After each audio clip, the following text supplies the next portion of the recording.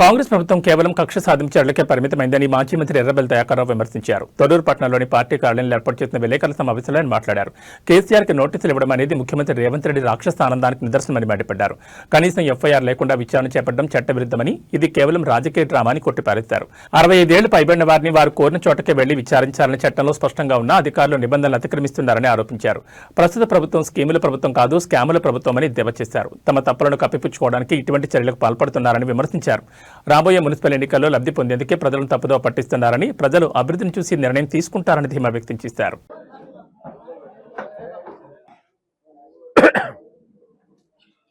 కేసీఆర్ గారికి నోటీస్ ఇవ్వడం అంటే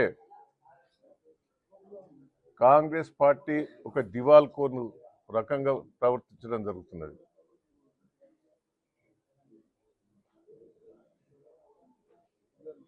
ఎఫ్ఐఆర్ కాపీ లేదు. ఆ నోటీస్ కూడా ఒక మాజీ ముఖ్యమంత్రి అని, మాజీ ముఖ్యమంత్రి కంటే ఎక్కువ ఉద్యమకారుడు, తెలంగాణ కోసం ప్రాణాలు తెగించి పోరాటం చేసిన వ్యక్తి.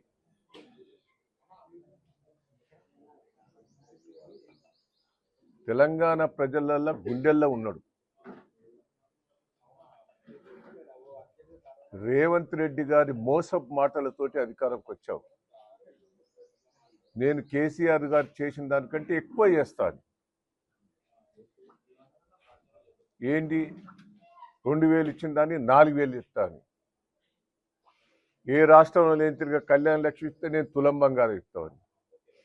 మహిళలకు 2500 ఇస్తానని.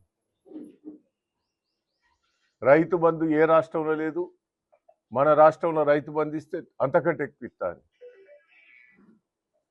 బోనస్ ఇస్తాను. ఇట్లా బోకరి మాటలతోటి ప్రజలందరినీ మోసం చేసి అధికారంకి వచ్చావు.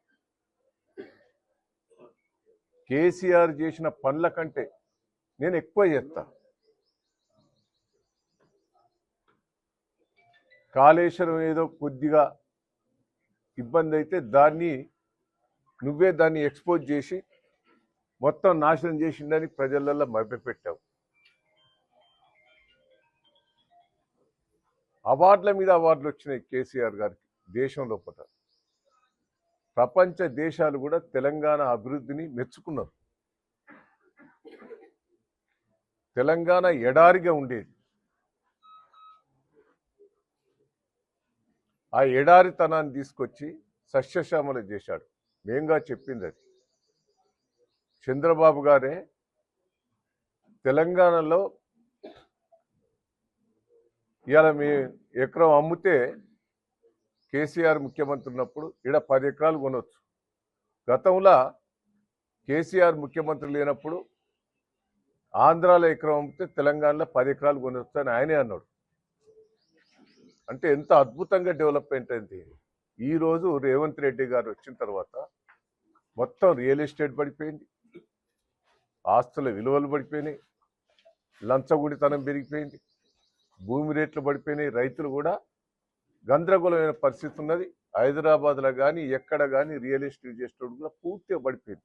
దీనికి కారణం అంతా రేవంత్ రెడ్డి గారు కాదా? దయచేసి మరి అసుంటి మన తెలంగాణ డెవలప్మెంట్ చేసి ప్రజలను మెచ్చుకున్నట్టు చేసిన నువ్వు గెలవచ్చయ్యా. అప్పుడప్పుడు నేను కూడా 7 సార్లు గెలిచే వరకే ఊకే ఈయనేనా అనేది వచ్చింది. కొత్త నీ బోకర్ మాటలతోటి, అబద్ధం మాటలతోటి, ఆమె ఏడుపులతోటి నేను ఓడిపోయాను. కానీ ప్రజలు ఇప్పుడు మొన్న చూసిన ఎన్నికలు పాలకుర్తి నియోజకవర్గంలో సర్పంచ్ల ఓట్లు 46,000 ఓట్లతో నేను ఓడిపోతే 1800 ఓట్ల లీడ్ వచ్చింది. మున్సిపాలిటీ కాక మళ్ళా నేను రైవల్ అభ్యర్థిని కానీ మేము బలపరిచినవి కూడా వేసుకోలేను. మేము బలపరిచి ఉన్నాయి 10 గ్రామ పంచాయతీలు ఉన్నా కూడా మేము మా దాంట్లో వేసుకోలేదు లోకల్. దయచేసి ప్రజలు రియలైజ్ అయింది. ఇలా రాష్ట్రం అంతా కూడా కేసీఆర్ గారు పోగొట్టుకున్నారనేది రియలైజ్ అయింది.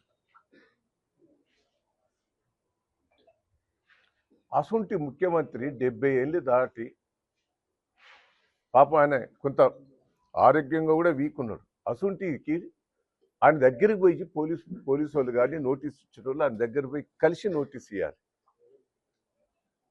ఎవరినో అనామకుడికి వేసినట్టు ఓ డోర్ పోస్టర్ వేస్తావు. ఏమైనా సిగ్గున్నదా రేవంత్ రెడ్డి గారు?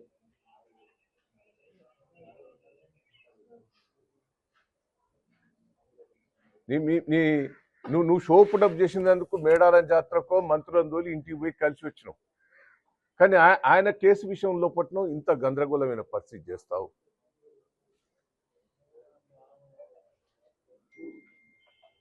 దీని వెనుక బీజేపీ హస్తం కూడా ఉన్నది. ఇద్దరు కలిసి నాటకం చేస్తారు, కాంగ్రెస్ బీజేపీ. ఇదొక డ్రామా.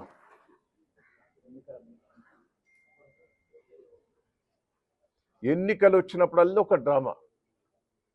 ఆ సర్పంచ్ ఎన్నికలప్పుడు అదొక డ్రామా చేశారు. ఇప్పుడు సింగరేణి కుంభకోణం వల్ల బయటకు వస్తుంది. ఈ ఎన్నికల లోపల డైవర్షన్ చేసేందుకు ఇదొక డ్రామా.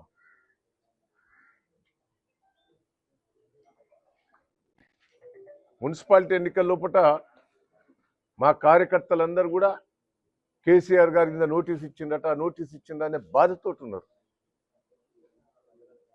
ఉద్రేకంగా కూడా ఉన్నారు. తీవ్రమైన పరిణామాలు ఉంటాయి మీరు కేసులు పెట్టినా. ఒక్కసారి మనం అందరం కూడా ఆలోచించుకోవాలి. మేము పోలీసు అధికారులకు కూడా రిక్వెస్ట్ చేస్తున్నాం, మీరు ఓవర్ యాక్షన్ చేయకుండా. 2 ఏళ్ల తర్వాత వచ్చేది మళ్ళా కేసీఆర్ గారు ముఖ్యమంత్రి అవుడు, బీఆర్ఎస్ టీఆర్ఎస్ ప్రభుత్వమే. ఎవరండి తొర్రూరులో మీరు చూశారు, మేము ఎక్కడ పెట్టాం? ఎలికట్టె రోడ్డు. కేసు ఏమని పెట్టారు? రాష్ట్రం అంతా కూడా రేవంత్ రెడ్డి బొమ్మలు కాలబెట్టారు. ఎక్కడ కూడా కేసు పెట్టలే. మాకు రేవంత్ రెడ్డి బొమ్మ కాలబెట్టిందని, ఎన్నికల నిబంధనలకు విరుద్ధంగా చేసినది కేసు పెట్టారు. దీని వెనుక ఎవరు వస్తూ ఉన్నది?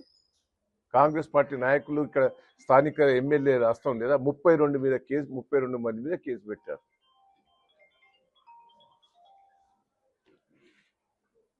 ఇదంతా కుట్ర. నేను జైలుకు పోయడానికి సిద్ధంగా ఉన్నాను. నేను బెయిల్ కూడా తీసుకున్నాను, అది కూడా చెప్తాను. ఇది తప్పుడు కేసు. నేను ప్రెస్ మీడియా వాళ్ళని కూడా రిక్వెస్ట్ చేస్తున్నా, మేము తొర్రూరులో పెట్టొద్దు, ఎన్నికల కోడ్ ఉన్నదని ఆడ పెట్టాం.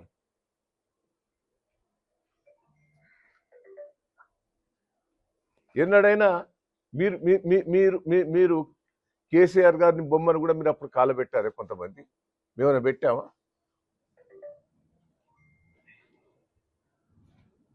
మీ కాంగ్రెస్ పార్టీ గుండాలు రౌడీలు కూడా మా బొమ్మలు కాలబెట్టారు, మేమైనా కేసులు పెట్టామా? ఇది దౌర్జన్యం కాదా?